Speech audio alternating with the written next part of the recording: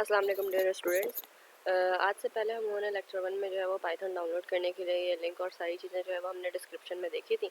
और इसके अलावा हमने जो है वो अपने लेक्चर में कुछ जो है वो बेसिक पाइथन की चीज़ें भी कवर की थी।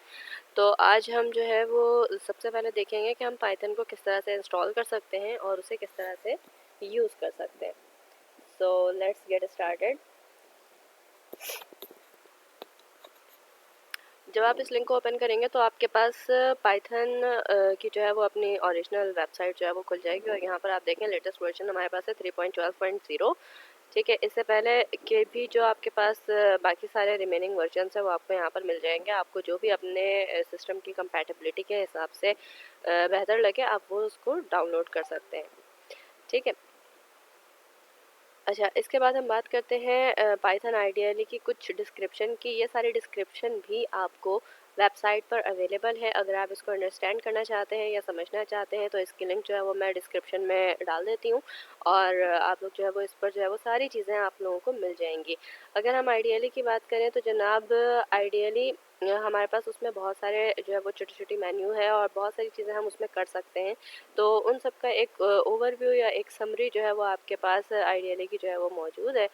तो यहाँ पर हम देखते हैं इसमें जो है वो हमारे पास मेन्यू टैब में क्या क्या चीज़ें हैं। मेन्यू टैब में आपके पास सबसे पहले फ़ाइल मेन्यू आती है, एडिट मेन्यू है। एडिट मेन्यू के भी सारे ऑप्शंस और उनके सारी वर्किंग और वो किस तरह से काम करते हैं ये भी आपको दिखाया जा रहा है यहाँ पर। फॉर्मेट मेन्यू भी है, फॉर्मेट हम किस तरह से फॉर्मेटिंग कर सकते हैं विद पैराग्राफ इंडेंटेशन। ठीक है, और ये बाकी सारी चीज़ें जो है वो इसमें मौजूद हैं। रन के मेन्यू को हम किस तरह से रन कर सकते हैं उसकी जो है वो हॉट कीज़ वैसे यहाँ पर नहीं है मौजूद, लेकिन हॉट कीज़ जो है वो ज़्यादा प्रेफरेबल होती हैं, इस्तेमाल करने के लिए ज़्यादा आसान होती हैं। शेल के मेन्यू में हम क्या क्या कर सकते हैं, डिबग के मेन्यू में हम क्या क्या कर सकते हैं और कौन कौन से वहाँ पर जो है वो आपके पास ऑप्शंस अवेलेबल है। ऑप्शन के मेन्यू में शेल और एडिटर दोनों के ऑप्शन के मेन्यू में आपके पास क्या क्या चीज़ें मौजूद हैं। विंडो के शेल में क्या है, हेल्प मेन्यू में आपको जो है वो ये 5-6 चीज़ें आपको दिख रही हैं। कॉन्टेक्स्ट के मेन्यू में भी आप कट कर सकते हैं, कॉपी भी कर सकते हैं, पेस्ट भी कर सकते हैं। ठीक है, अच्छा, एडिटिंग भी आप कर सकते हैं, इसमें आपको एडिटर भी अवेलेबल है। ठीक है, अब हम बात करते हैं जनाब के हाउ टू डाउनलोड। यहाँ पर आपके पास जो है वो डायरेक्टली जो है वो पाइथन का लिंक मौजूद है। आप इस पर क्लिक करेंगे तो आपके पास जो है ये चीज़ डाउनलोड हो जाएगी। जब आपके पास ये फ़ाइल डाउनलोड हो जाएगी तो ये आपके पास प्रोग्राम्स में कुछ इस तरह से शो होगी। इस सिस्टम फाइल को आपने रन करना है। जब आप इस सिस्टम फाइल को रन करेंगे तो पाइथन आइडियली जो है वो अपने इनिशियल जो है वो इनिशियल जो इसकी सारी चीज़ें होती हैं उसके साथ जो है वो ये आपके पास इंस्टॉल हो जाएगा। और इंस्टॉल होने के बाद आपको अपने सिस्टम में कुछ इस तरह का एक छोटा सा मेन्यू टाइप का शो होगा, एक आइकन शो होगा। ये आइकन है जनाब पाइथन शेल की। इसके अलावा अगर आप विंडोज़ 10 यूज़ कर रहे हैं तो यहाँ पर आपको पाइथन का ऐप भी मिल जाएगा।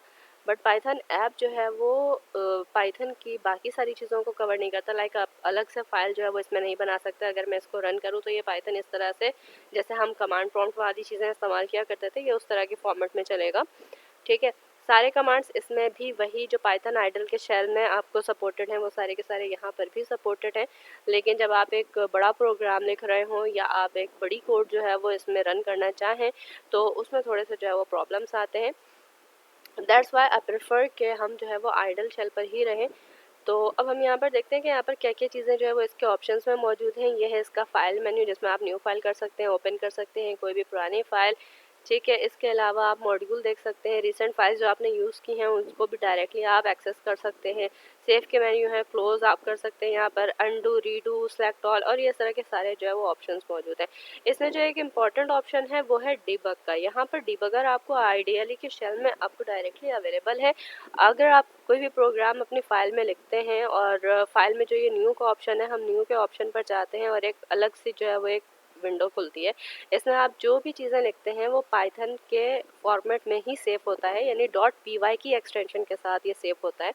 ठीक है, तो इस फाइल को रन करने से पहले आप यहाँ पर इस वाले ऑप्शन से आप डिबग भी कर सकते हैं और डिबग के बाद आप डायरेक्टली रन भी कर सकते हैं। रन करने के लिए हमारे पास जो हॉट की है उसकी वो है जनाब F5, या फिर आप डायरेक्टली यहाँ से भी रन कर सकते हैं। अच्छा, हॉट की यहाँ पर आपके पास मेंशन है जो कि आप डायरेक्टली यहाँ पर यूज़ कर सकते हैं। ठीक है, इसके अलावा हमारे पास डिबग के ऑप्शन के बाद यहाँ पर एक ऑप्शन है जिसमें आप कॉन्फ़िगर कर सकते हैं, जूम कर सकते हैं, विंडो का ऑप्शन है। ठीक है। और फिर यहाँ पर जो है वो आप हेल्प भी ले सकते हैं, जिसमें आपको आइडियली के बारे में सारी चीज़ें मौजूद होंगी, इसके जो है वो फंक्शंस के बारे में, और इसका जो है वो एक डेमो भी आपके पास मौजूद है। ठीक है। तो आज हम जो है वो इस पर एक छोटा सा प्रोग्राम जो है वो रन करते हैं। लाइक हम लोगों ने लेक्चर नंबर 1 में जो है वो प्रिंट का ऑप्शन और प्रिंट के कमांड को देखा था। तो हम यहाँ पर जो है वो प्रिंट के कमांड को रन कर सकते हैं, जस्ट लाइक दिस।